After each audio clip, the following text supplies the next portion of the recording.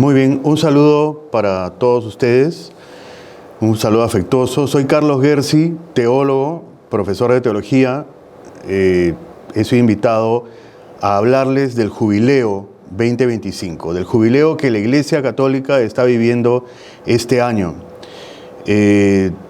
Soy exalumno del Colegio La Salle, fui postulante a la congregación de los Hermanos de La Salle cuando terminé el colegio. Experiencia muy buena, vital para mí, una experiencia fundamental en mi vida. Todo fue bueno, ¿no? Pero bueno, el día de hoy ese no es el tema, en otro momento de repente podré comentarlo.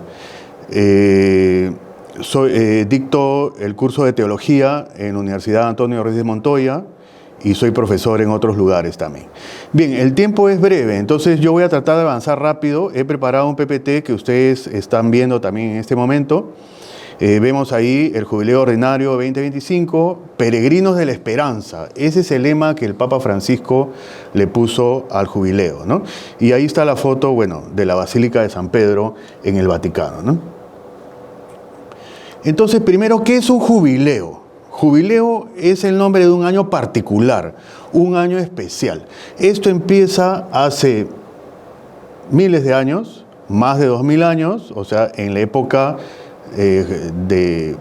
judía, del ámbito judío, antes de Cristo, ¿no? Se celebraba cada 50 años.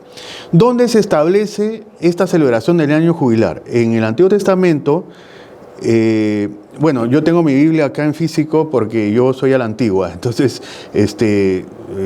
leo y cito y ando con mi Biblia en físico, ¿no? Ahora todo es, ustedes saben, virtual, en el celular. En el libro del Levítico, ustedes saben que en el Antiguo Testamento los 5 primeros libros, Génesis, Éxodo, Números, Levítico, Deuteronomio, son el Pentateuco, ¿no? Que para los judíos es la ley, la Torá, son los libros sagrados. Ahí está la ley, ahí está todo lo que debe hacer y cómo se debe comportar un judío ortodoxo.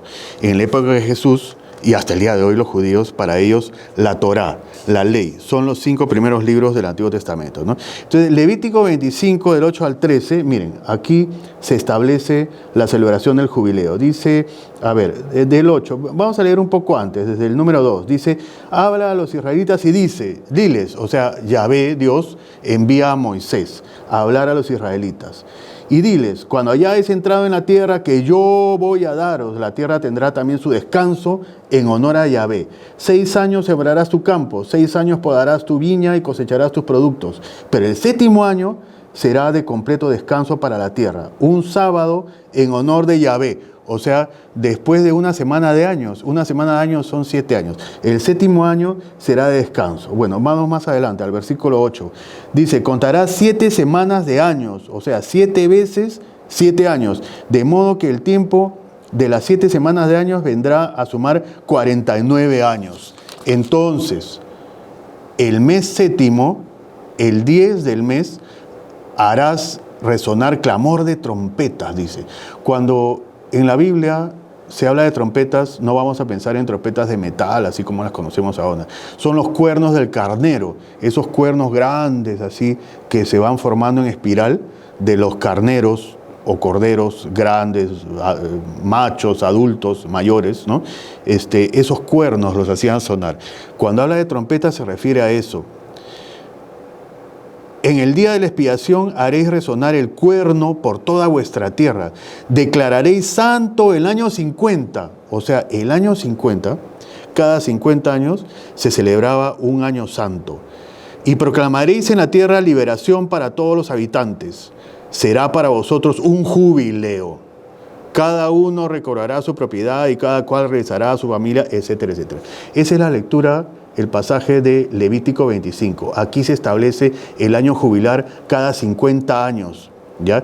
Era el año extra que debía vivirse cada 7 semanas de años.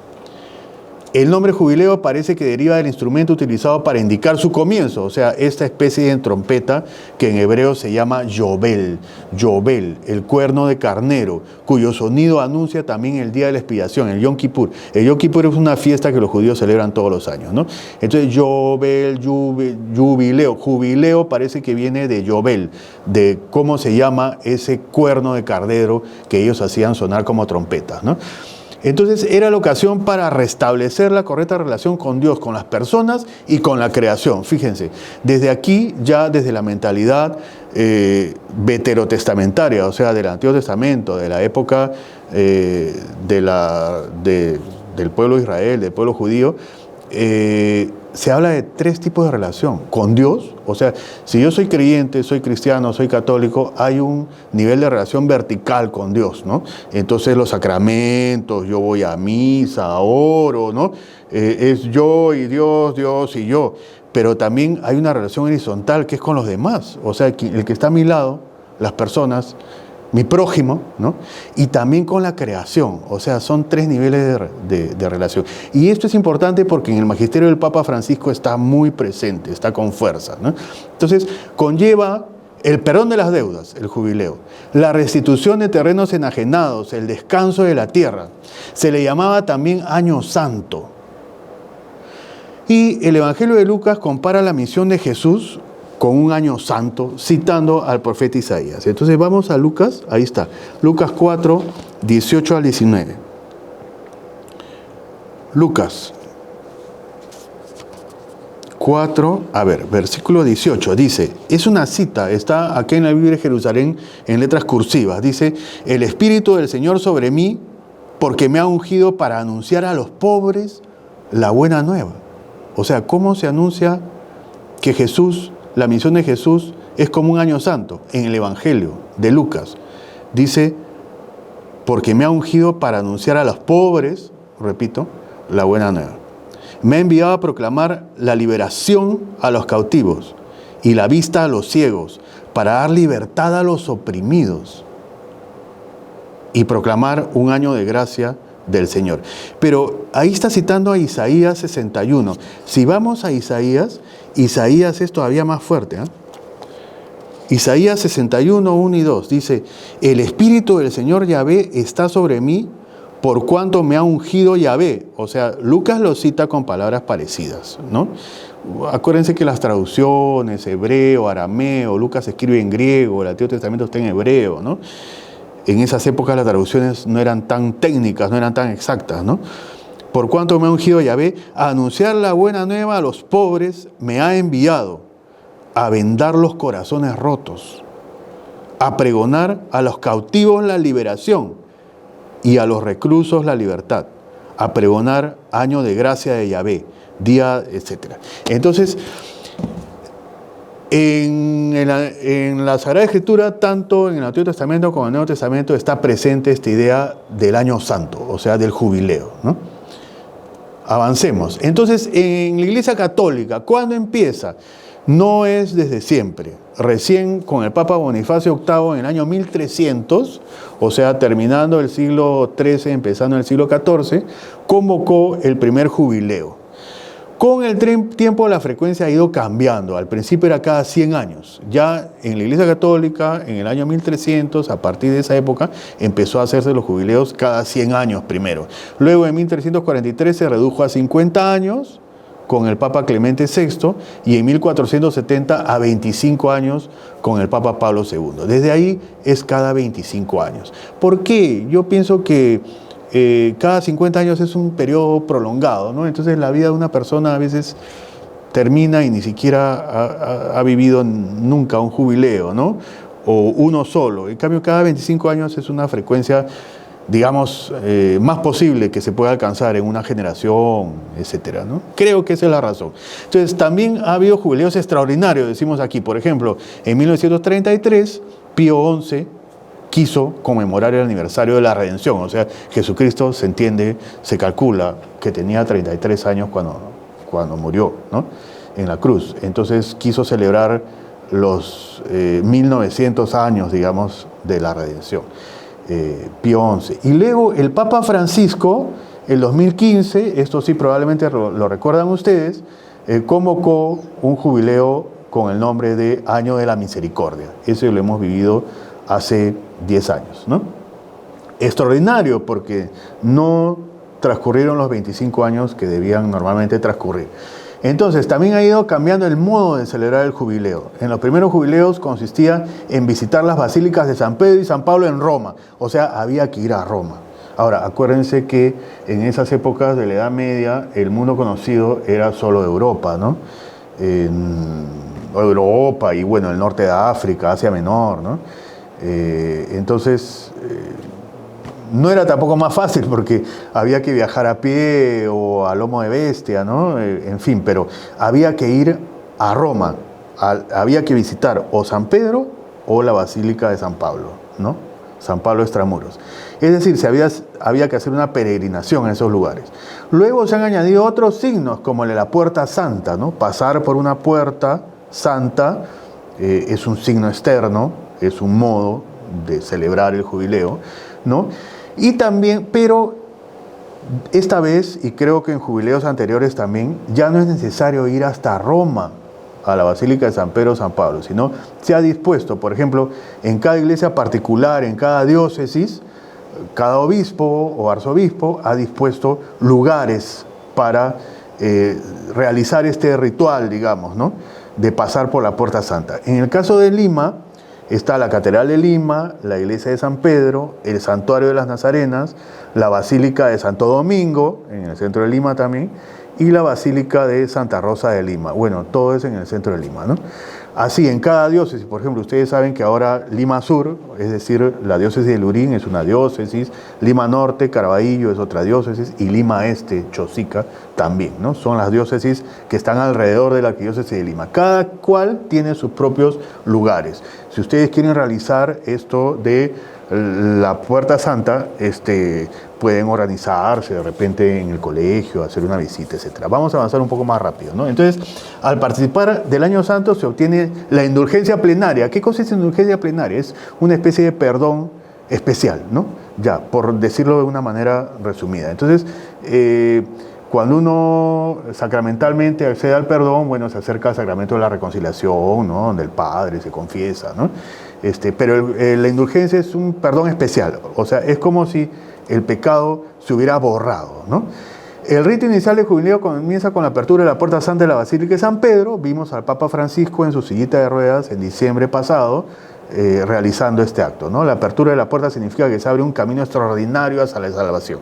El Papa debe tocar la puerta 3 veces mientras dice aperite mihi portas justitiae, ingressus in eas confitebur Domino. Algo así como abrid a mí las puertas de la justicia, o abridme las puertas de la justicia, ingresando por ellas, o en ellas, o por ellas, confesaré que Dios es Señor, ¿no?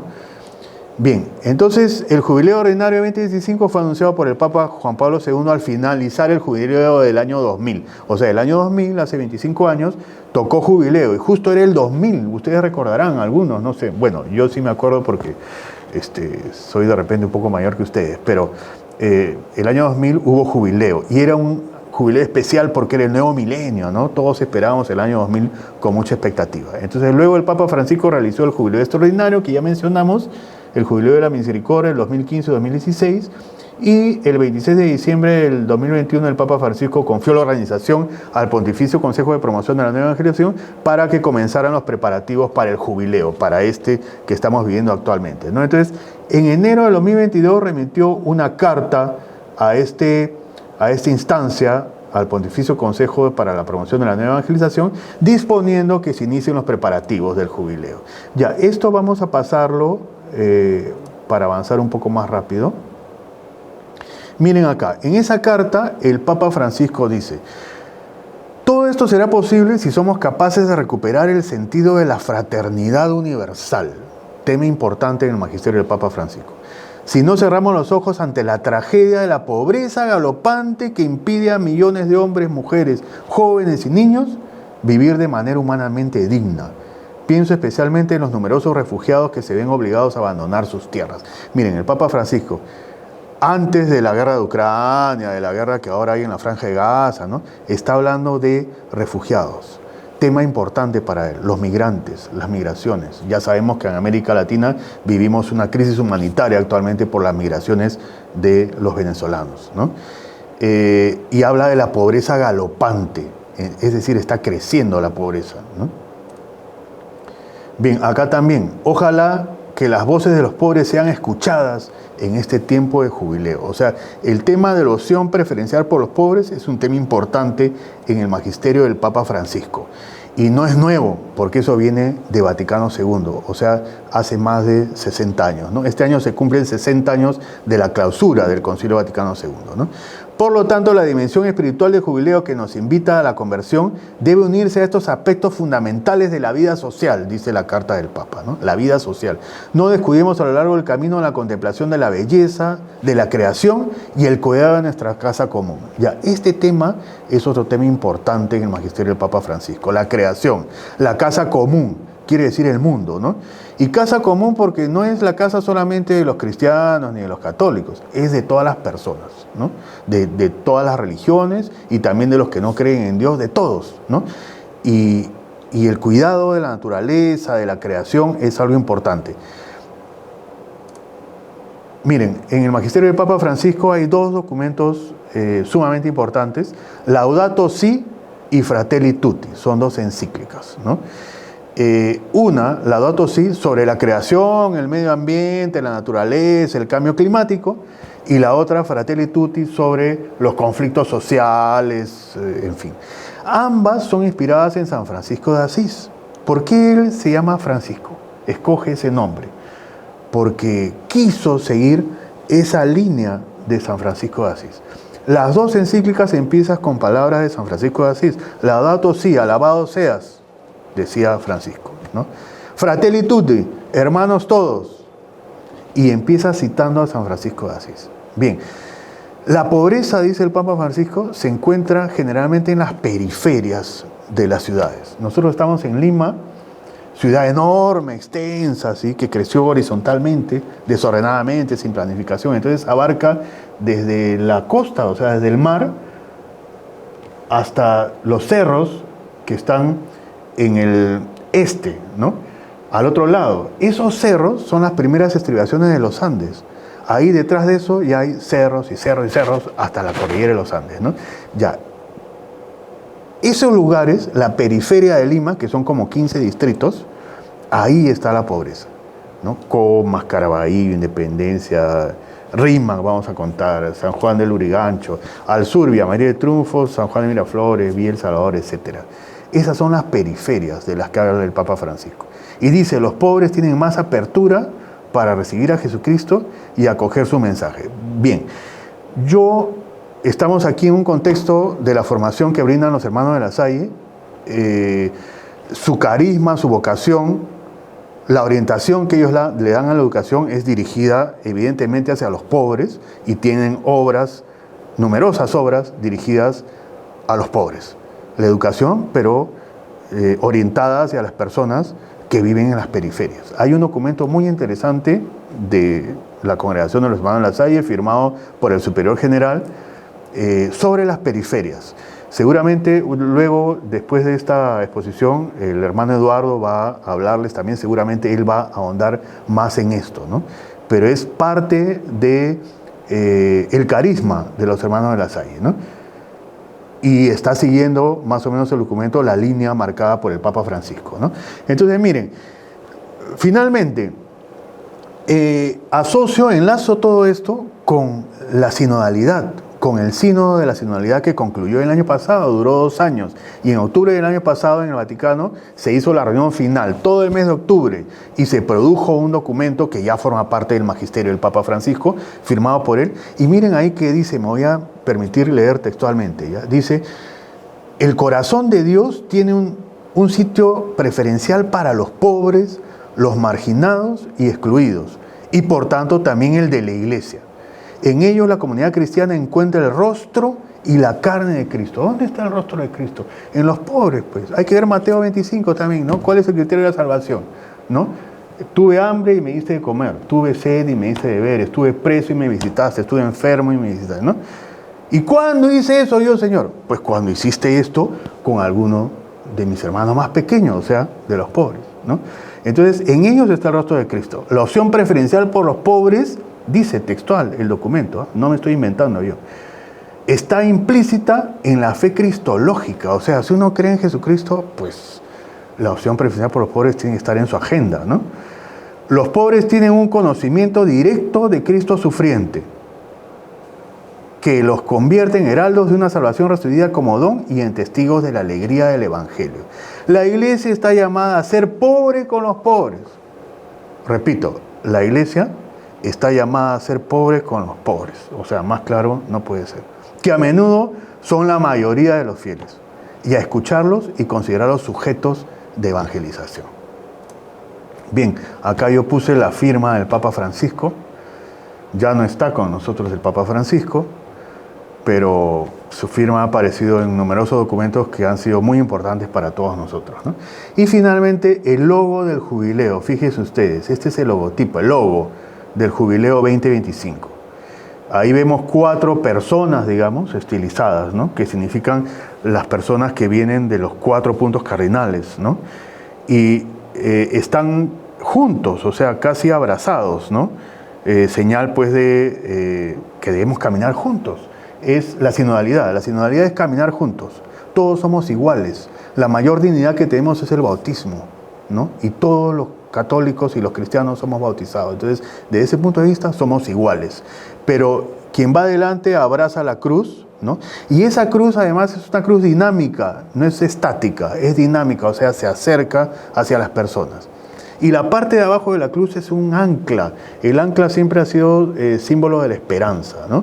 Y está en un mar movido, con olas, que quiere decir que la vida siempre tiene momentos tempestuosos, ¿no? Y luego, con letras verdes, el lema del jubileo, ¿no? Peregrinos de esperanza. Eso está en distintos idiomas de acuerdo a cada país, ¿no? Muy bien, entonces eso es lo que yo quería compartirles el día de hoy. Muchas gracias. Es un tema del cual podríamos seguir hablando mucho, pero el tiempo es limitado y yo estoy a disposición en cualquier momento que me inviten para poder conversar con ustedes. Muchas gracias.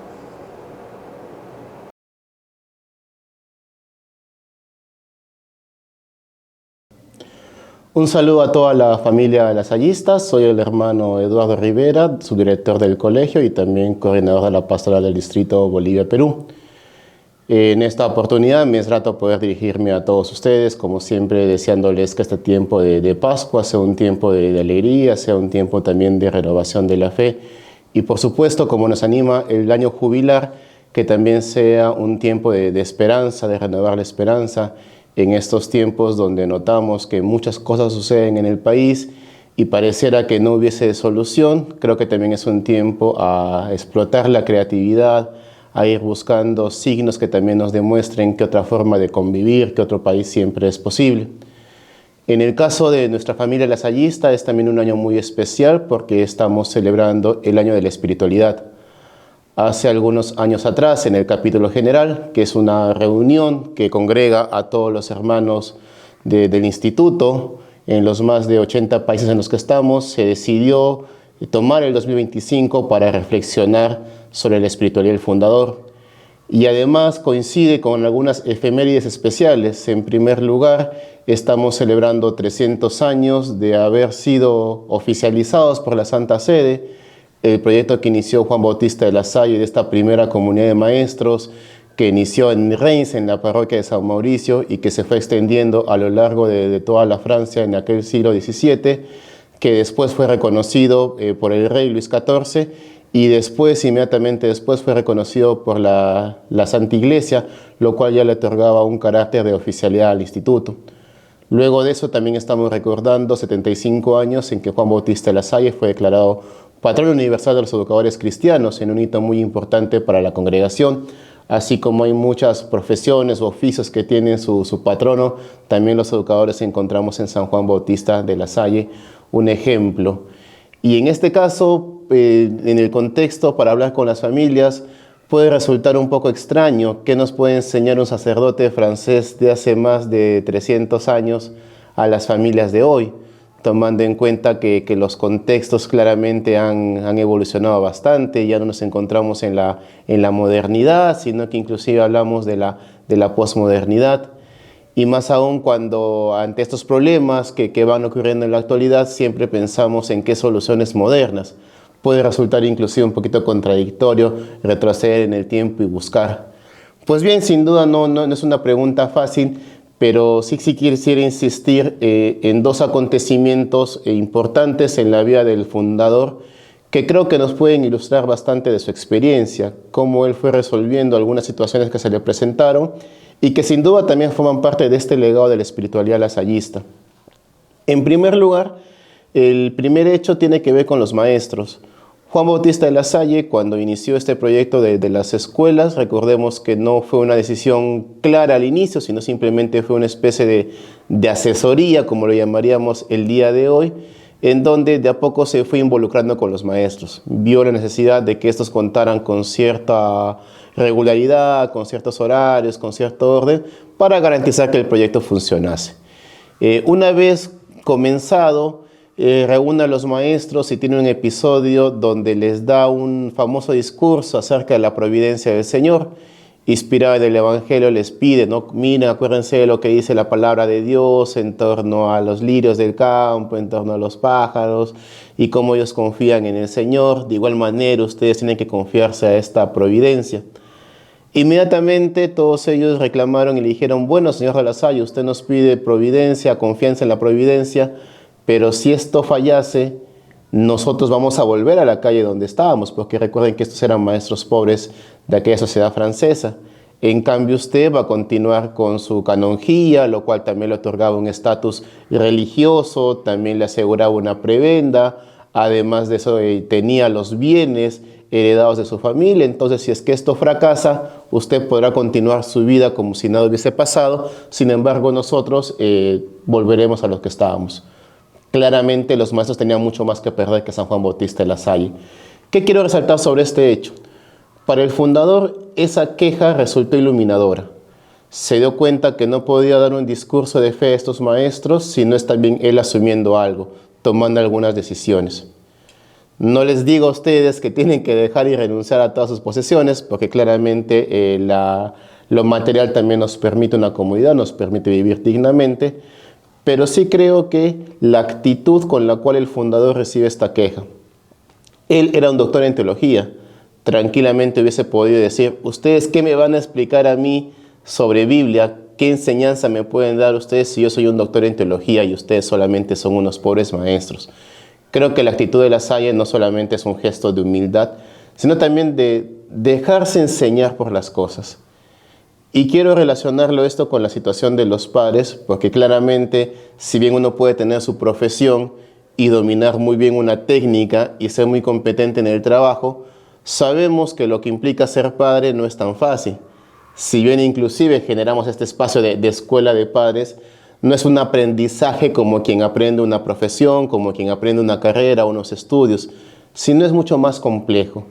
Y en ese sentido creo que lo que podemos aprender del fundador es también la importancia de dejarnos enseñar. Y en este caso, en la dinámica que ustedes tienen educando a sus hijos, también aprender de ellos. Es cierto que probablemente en algunos de los casos vean una distancia grande entre los tiempos en los que ustedes fueron niños, fueron jóvenes y los tiempos que les toca vivir ahora a sus hijos. Claramente el tema de internet, de las redes sociales, la digitalización, la tecnología, todo eso cambia bastantes cosas y podemos sentir que hay una diferencia. Y muchas veces podemos caer en una especie de nostalgia, decir, los tiempos pasados, todo era diferente, todo era mejor, más tranquilo. Creo que sin duda ver esta diferencia de generación no tiene que ser un problema, sino más bien aprender de ellos, tal vez de nuestros hijos en sus quejas, en sus preguntas, en sus reacciones, también asumir la actitud del fundador de entender esto. No simplemente decir, ¿tú qué me vas a enseñar a mí? Si yo eso ya lo he pasado, si eso ya lo he vivido. Sino también dejarse afectar por las cosas. Porque claramente esto no se trata solamente de un conjunto de saberes y de competencias, sino también de una experiencia mucho más vital. Por eso creo que si algo nos puede enseñar de la experiencia de Lasalle, tiene también con ese dejarnos interpelar por nuestros hijos. El fundador no eran sus hijos, eran los maestros, pero dejarse interpelar por ellos. Entender que no lo sabemos todos, entender que no siempre tendremos una respuesta y que a lo mejor escuchando 2 veces podemos encontrar reclamos razonables. Y creo que eso es importante, dejarnos también afectar por las cosas. Más son en estos tiempos que yo veo una especie de dictadura de la positividad, donde toda la propaganda, inclusive la que encontramos en las redes sociales, siempre nos implica a estar bien, siempre tenemos que estar bien, siempre tenemos que estar felices. Y a veces eso también nos puede generar, más que una satisfacción como tal, una frustración, porque aquel ideal que vamos construyendo, la realidad nos muestra que no siempre es así. Y como vemos una distancia entre este ideal y lo que a mí me sucede, las situaciones concretas que pasan en mi casa en cuanto a la crianza de los hijos, genera frustración. Y es una frustración muy fuerte, porque una cosa es hablar del trabajo, que puede ser algo accesorio, pero otra cosa es hablar de ser padres, que afecta profundamente la identidad de una persona. Sentir que uno no cumple bien su función de padre puede resultar una experiencia frustrante. Y creo que justamente como la Salle, no tomarlo como que estoy haciendo mal mi trabajo, estoy haciendo mal las cosas, estoy siendo un mal papá, estoy siendo una mala mamá, sino escuchar y dejarse aprender. Entender que no es una obligación siempre acertar. Probablemente podemos equivocarnos, podemos tomar malas decisiones, pero siempre con la apertura de dejarnos afectar por las cosas, creo que puede ser una buena manera también de comenzar a crecer. Y esto lo digo nuevamente basado en el ejemplo de la Salle. Repito, pudo haber dicho, yo soy doctor en teología, ¿qué me pueden enseñar ustedes? Pero en lugar de eso decidió darse cuenta, oye, estos tienen razón. Hay algo que a lo mejor tengo que ir haciendo. Eso por un lado. Hay una segunda experiencia del fundador ya años más adelante, en donde le dicen, bueno, La Salle, cuéntanos cómo fue el inicio de todo esto, ya un grupo de profesores que no había estado al comienzo como tal, y lo que hace La Salle es escribirlo. Gracias a Dios todavía conservamos ese escrito del puño y letra del fundador, que lo llamamos el Memorial de los Orígenes. Y él cuenta algo muy bonito. Él dice, si yo me hubiese dado cuenta de todo lo que me iba a pasar cuando dediqué comprometerme a este tema de las escuelas, no hubiese movido ni el dedo meñique. Y lo dice claramente el fundador. Es más, en el mismo documento él cuenta que le costó muchos años aprender a convivir con estos maestros. ¿Por qué? Porque La Salle provenía de un estatus social. Comenzar a convivir con maestros pobres que no tenían modales, para el fundador resultó una experiencia insoportable. Y nuevamente traigo a colación esto porque el fundador santo, con todo lo que podamos decir de él, no estuvo exento de este tipo de dificultades, de este tipo de tensiones. No es que siempre tuvo una resolución inmediata a las cosas que le iba pasando. No es que simplemente le fue tan fácil comprometerse a un proyecto. También le fue costando, también le tomó años. Y nuevamente yo quiero tomar este ejemplo para ilustrar lo mismo que vengo diciendo. Ser padre, criar un hijo, conformar una familia, no es algo fácil. Y a veces, insisto, los idealismos pueden resultar muy peligrosos, porque creemos que las cosas tienen que ser así, porque lo hemos visto, porque tenemos que estar siempre bien. Y creo que más bien ese idealismo puede resultar nocivo por la frustración que previamente ya mencionaba. Al igual que el fundador, aceptemos que hay cosas que nos cuestan. Creo, obviamente no hablo como padre por obvias razones, sino más bien como hijo. Muchas veces los padres van guardando algunas situaciones, sus propios errores, sus propias culpas, que no les permiten vivir su paternidad y su maternidad con libertad, sino que van a arrastrar una mochila muy, muy pesada. Creo que más bien asumir, como dice el fundador, que las cosas nos cuestan, que las cosas también nos pueden tomar tiempo, entender, razonarlas, tomar decisiones acertadas, puede ser mucho más liberador que cargar esta mochila como que si siempre tenemos que ser los mejores padres. Es cierto, la intención está, pero también creo que vale la pena reconocer la fragilidad y que muchas veces no vamos a poder hacer lo que mejor queremos. Y creo que el fundador lo experimentó. Se dio cuenta que comprometerse a un proyecto implicaba acostumbrarse a otra gente, salir de un entorno a otro, dejar un modus vivendi para llegar a otro, enfrentarse a juicios, inclusive más adelante en su vida, sus propias crisis vocacionales. Y es que creo que ser padre tiene que ver con eso, con aprender a entender las tensiones, complejidades inherentes de ese rol. Cualquier exceso de idealismo, de perfeccionismo, puede resultar nocivo. La frustración inclusive puede derivar en violencia. Por lo tanto, creo que aprender a aceptar que estas cosas llevan procesos ayuda bastante. Ojo, no es que La Salle simplemente se contentó con, bueno, acepto que esto es así ya. Obviamente también tomó decisiones. Cuando pasó este reclamo de los maestros, decidió dejar todo lo que él tenía. Cuando se dio cuenta que le costaba vivir con los maestros, se fue, estuvo con ellos. Y eso también creo que es importante en la espiritualidad lasallista, que no es una espiritualidad desencarnada, no es una espiritualidad que nos evada de la realidad, no es una espiritualidad escapista, como que hay un problema y mejor me voy, porque no quiero vivir esa tensión. Es una espiritualidad que justamente acoge las tensiones de la vida, porque San Juan Bautista de La Salle se dio cuenta que en esas encrucijadas estaba la presencia de Dios.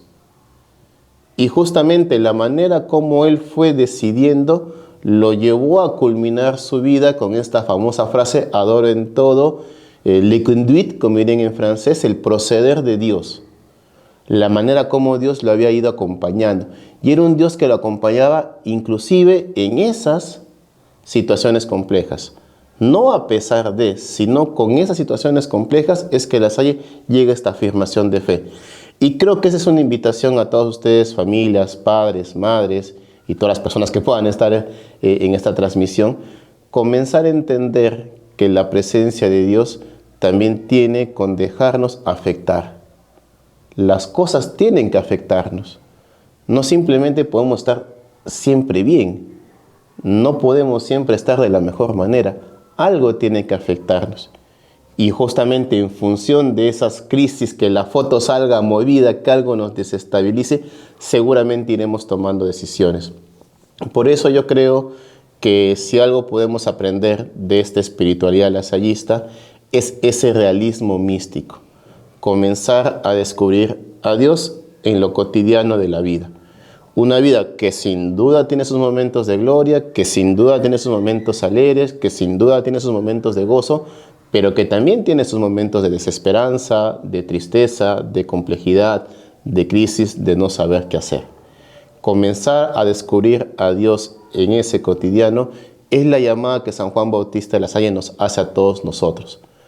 Entender que el misterio de Dios se está revelando en esas situaciones. Y aunque a lo mejor por ahora no podamos tener una respuesta clara o nos cueste ver porque estamos viviendo las situaciones a flor de piel, eso no implica que más adelante podamos comenzar a entender la acción o el proceder de Dios. Y eso también es un llamado a la paciencia, queridos padres. En estos tiempos donde quisiéramos tener todas las respuestas como si hubiese un chat GPT para la vida, de me pasa esto, ¿qué puedo hacer? Y lamentablemente no es así, o mejor dicho, gracias a Dios no es así. Creo que también hay que tener esta paciencia, ¿no? De descubrir que las cosas importantes de la vida requieren tiempo. No se resuelven con una fórmula instantánea, sino que toma tiempo de discernimiento. Quisiera culminar esta breve presentación recordándoles la importancia de este año de la espiritualidad, que como les digo, no solamente es un mensaje a quienes trabajamos directamente en una obra lasallista, como hermanos, como profesores, como trabajadores de una institución, sino también reconocer en el legado, en el testimonio, en la vida de San Juan Bautista de La Salle, un modo de ver las cosas, un modo de asumir. Como les decía, no ver esta realidad como una capa que nos endulza o nos edulcora todo, sino más bien asumirla tal cual es, reconocer a Dios en ella y consiguientemente también tomar decisiones.